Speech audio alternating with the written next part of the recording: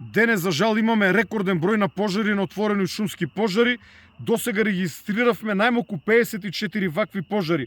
Од нив активни се 19 пожари кои што ќе продолжат да горат во текот на ноќта, а 35 пожари се целосно изгаснати или ставени под контрола. Она што може да се види зад мене е пожарот кој што беснее на територијата на општина Пекчево и кој што го загрозува селото Негрево.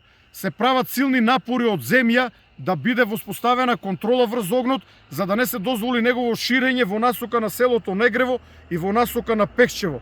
Поставен е голем број на механизација, направени се противпожарни пресеки, локалните пожарникари поддржани со локално население ќе се обидат во текот на ноќта да го одбранат селото, но и градчето Пекчево.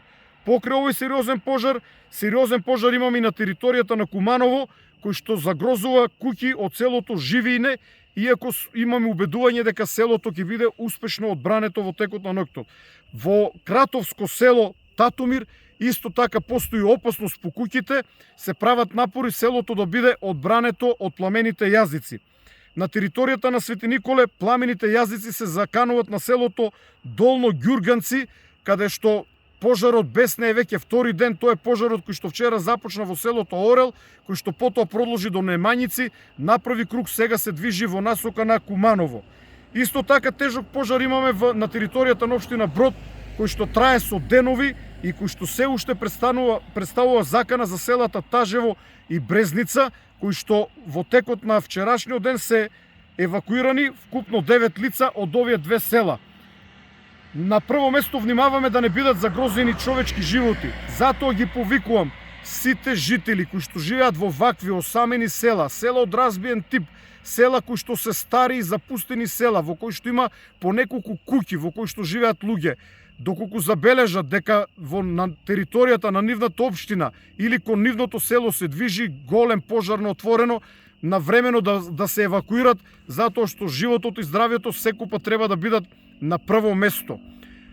Доколку има организирана одбрана на селото од страна на противпожарните екипи, од страна на локалните власти, тогаш оние жители кои што може да помогнат, треба да помогнат во поставувањето на одбрана на селото од огнот или во гасење на пламените јазици.